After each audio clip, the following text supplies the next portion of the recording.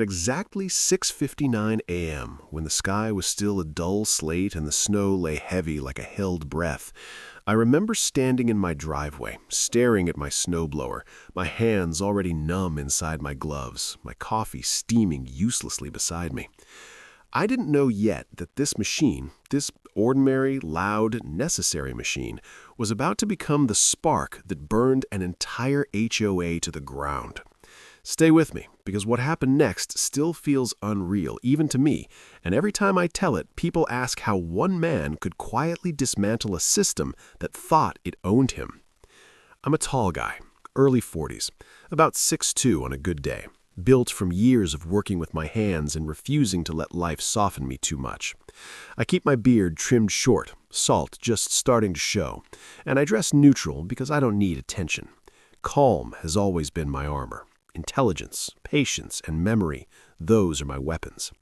That morning, I wanted nothing more than to clear my driveway before work and help my elderly neighbor down the road who couldn't even open her door under the snow. The snowblower roared to life at 7 a.m. sharp, and I barely got 10 seconds into the first pass when I heard clapping. Slow, sharp, deliberate. That sound didn't come from encouragement. It came from control. She stood at the edge of my driveway like she owned the concrete under her heels. Karen, 35 years old, sharp blonde bob cut to surgical precision, cold, commanding eyes that looked at people like problems to be solved or obstacles to be removed. Her posture was rigid, rehearsed, authoritative. She wore a power red pantsuit like it was a uniform, crisp white shirt underneath, not a wrinkle in sight, not even in a snowstorm. She didn't look cold, she looked offended. "Turn it off," she said, her voice slicing clean through the engine noise. I killed the snowblower and looked at her, calm, curious, already sensing this wasn't about noise. "Morning," I said evenly. "Everything okay?" She held up a laminated sheet like a badge. HOA bylaws, Article 7, subsection C, no loud machinery before 8 a.m. You're in violation. I glanced at the time. It's snow removal. Emergency conditions. Her lips tightened. Snow is not an emergency. It's weather. Turn it off or I'll fine you. That was the first hook. That moment where your gut tightens and you realize this isn't a misunderstanding, it's a declaration of war. And if you've ever lived under an HOA, you know that look. The look that says, I have power and I'm itching to use it. I nodded slowly. "So you want me to leave the driveway blocked?" "Yes," she said immediately. "Rules are rules." I looked past her, down the street, at the untouched snow, the cars already spinning their wheels, the old woman's porch still buried. "People need to get out," I said. "That's not your concern. Compliance is." I shut off the snowblower, not because she told me to, but because something clicked into place in my mind. A memory. A document, a detail most people never notice when they buy land. She smirked as she turned to leave. "I'll be watching," she said over her shoulder. Oh, I know, I thought, and so will I. Now here's where you need to pay attention, because this is the part that separates reacting from revenge. Years earlier, when I bought my property, I'd done something most buyers don't bother with. I read everything. Deeds, surveys, easements, old maps that still smelled like dust and ink. My land sat at the edge of the development, backing up to a narrow strip that connected the HOA neighborhood to the town road. Everyone used it. Walkers, joggers, dog owners, HOA maintenance trucks, snowplows. They all assumed it was communal. It wasn't. It was my land with a private easement granted decades ago under very specific conditions. Conditions the HOA had quietly violated for years. I went back inside, poured myself another coffee, and didn't clear a single inch of snow. I watched from my window as cars struggled, as Karen paced the street on her phone, probably already calculating fines. The suspense wasn't loud.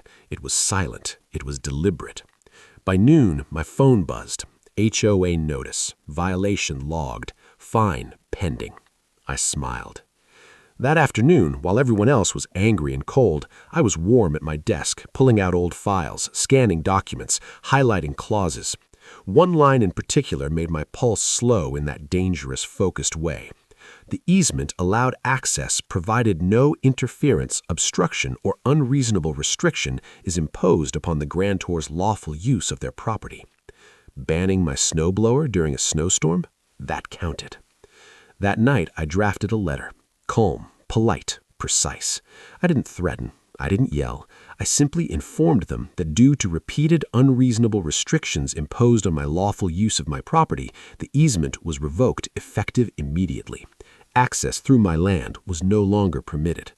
I slept like a man who knows the board is about to panic. The next morning, the real hooks sank in. HOA trucks arrived to plow and stopped dead at my property line. Chains went up, signs went up, private property, no trespassing. Karen showed up within minutes, her red pantsuit somehow brighter against the snow, her jaw tight, eyes blazing. "You can't do this," she snapped. "I already did," I said, calmly, hands in my pockets. "That easement is essential." "So was my driveway," I replied. Her voice dropped, sharp and venomous. "We'll bury you in violations." I leaned closer, just enough. "Every violation strengthens my case that the easement was abused." She stared at me, calculating, recalculating, realizing too late that this wasn't a man she could bully into submission. Days passed. Snow piled up. Residents complained. Garbage trucks couldn't get through. Emergency access routes were longer, slower. Every inconvenience traced back to one point: my land. And I didn't call the authorities. I didn't sue. I didn't shout. I waited. Karen tried to intimidate me with letters, with board meetings held loudly near my fence, with staged inspections. I documented everything: dates, times, witnesses. Her posture got stiffer, her eyes colder. Control was slipping, and she hated it. One evening, as the sun dipped and the snow turned blue, she approached me alone. No clipboard, no entourage. "What do you want?" she asked, voice low. I met her gaze, calm as ever. "Respect," I said, "and my morning's back." Silence stretched between us, heavy and suspenseful. This wasn't about snow anymore. It was about power, and she knew she'd lost it the moment she tried to wield it carelessly. Within a week, the HOA rescinded the ban on snowblowers. Fines were quietly dropped. Notices disappeared. I didn't restore the easement immediately. I waited, let the lessons sink in. When I finally reopened it, I did so under revised terms: clear, fair, balanced. And Karen? She avoided my street entirely after that. No more red pantsuit, no more clapping hands. Every winter since, when I fire up my snowblower at 7 a.m. sharp, the sound echoes down the street like a reminder. Power doesn't belong to the loudest voice or the laminated rule sheet. It belongs to the one who knows the ground beneath their feet. And if you think this story was about snow, you weren't listening closely enough. The silence after that first confrontation didn't bring peace. It brought pressure. The kind that sits on your chest when you know the other side is plotting and you could almost hear the gears grinding behind closed doors. I felt it every time I stepped outside, every time a neighbor glanced my way just a little too long. The HOA didn't forgive. They waited. And Karen was very good at waiting. The second week after I revoked the easement, the neighborhood started to fracture. Not loudly, quietly. Suspense doesn't always scream, it whispers. People were late to work, school buses rerouted, delivery trucks refused to enter after getting stuck once, and every inconvenience circled back to one name, spoken in hushed tones like a curse and a confession at the same time: mine. I didn't explain myself. I didn't defend myself. I let confusion do the work for me. One morning, just before dawn, I noticed fresh footprints near the chain blocking the easement. Someone had tried to move it. I crouched, studied the impressions in the snow. Cheap dress shoes, narrow heel, not boots, not maintenance. Karen. That told me everything I needed to know. She wasn't just angry, she was desperate. At 7 a.m. on the dot, I started the snowblower again. The sound tore through the frozen air, loud, unapologetic, alive. I didn't rush. I took my time, carving clean lines through the snow, feeling the steady vibration travel up my arms. This time, no one came running. No clapping hands, no laminated rules, just curtains twitching and doors cracking open as people watched. Halfway through the driveway, I caught movement at the end of the street. Karen stood there again, but she looked different. Same blonde bob, same red pantsuit, but the posture had cracks in it now.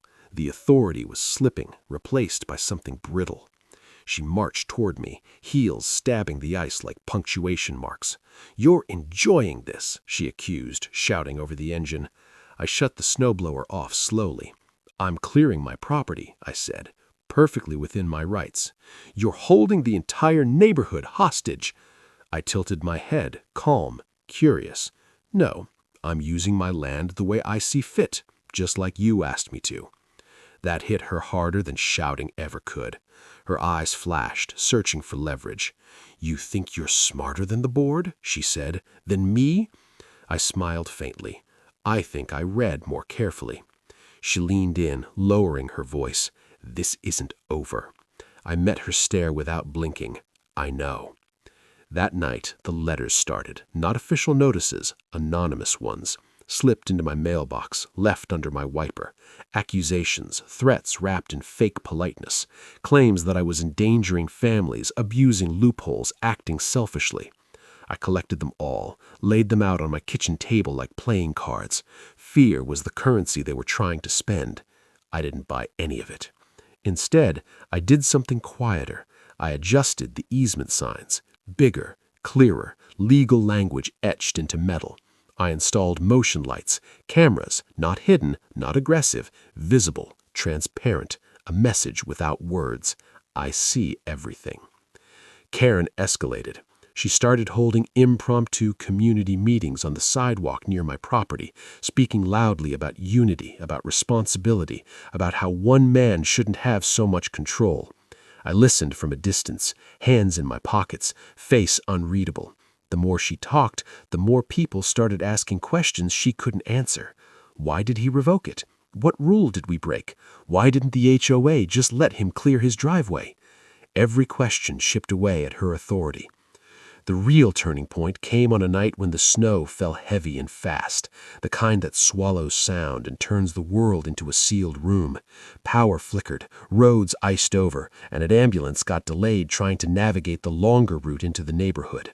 No one died, but everyone felt it. The next morning, Karen stood at my door. No clipboard, no red suit, just a heavy coat, her blonde bob slightly uneven, eyes rimmed with exhaustion. She looked human for the first time. "This has gone too far," she said. I didn't invite her in. I didn't step outside. I stood in the doorway, framed by my own house, my own ground. "You drew the line," I replied. "I just respected it." Her voice trembled, just slightly. "What do you want?" I let the silence stretch again, because suspense isn't just for stories, it's for people who need to feel the weight of their actions. "I want you," I said slowly, "to remember that authority isn't ownership, and rules don't mean much when you forget why they exist." She swallowed. "If I admit we were wrong," "Not to me," I said, "to them." She understood then. The revenge wasn't about humiliation. It was about balance, about forcing someone who thrived on control to face the cost of misusing it. That afternoon, Karen stood in front of the neighborhood and did something I never expected. She apologized. Not perfectly, not gracefully, but publicly. She admitted the ban was unnecessary, that it had been enforced without context, without empathy. I restored the easement the next day, not because she asked, because I chose to. And from that winter on, no one ever questioned the sound of my snowblower again. At 7 a.m., it became a signal, not of rebellion, but of a lesson learned the hard way. Power, once challenged, doesn't vanish. It changes hands. And if you think the story ends there, you're wrong, because Karen never forgot, and neither did I. Winter loosened its grip eventually, but the tension never fully melted. That's the thing no one tells you about standing your ground. Once you do it, the earth remembers. People remember. And Karen, she remembered everything. Spring came, and with it the illusion that things were back to normal. The easement stayed open, The snowblower ban was gone. The HOA newsletters softened their language, suddenly full of words like community and cooperation. On the surface, it looked like I'd won and moved on. I hadn't moved on at all. I'd simply gone quiet. Because real revenge isn't loud. It doesn't spike. It settles in and reshapes the future. Karen kept her position on the board, but something fundamental had shifted. Her power-red pantsuits disappeared, replaced by muted colors. Her posture, once rigid and commanding, now carried a subtle tension like someone constantly bracing for impact. Every time she saw me, her eyes flicked away for half a second too long. She knew what I was capable of. Not aggression, not chaos, but precision. And precision terrified her. Months passed. I watched. I listened. I noticed things most people ignored. Maintenance trucks cutting corners across my land again. HOA contractors parking equipment just over the line. Signs that the old habits were creeping back, slow and careless, fueled by the belief that the storm had passed. That belief was their final mistake. I didn't confront them. I didn't warn them. I documented. Dates, photos, footage, logs. I became invisible while gathering weight. Every violation stacked neatly like kindling. One evening, late summer, Karen knocked on my door again. This time she was composed, polished, controlled. The old version of her trying to resurrect itself. "We need to formalize things," she said, "for the future." I leaned against the doorframe, calm, unreadable. Formalize what? The easement, permanently. The neighborhood needs certainty. There it was. Not a request, a demand disguised as diplomacy. You already had certainty. You abused it. Her jaw tightened. You can't hold this over us forever. I smiled slightly. I'm not holding anything. I'm just remembering. Silence fell between us, thick and suspenseful. She realized then that the dynamic had flipped. She was negotiating from fear, not authority. "What do you want?" she asked again, softer this time.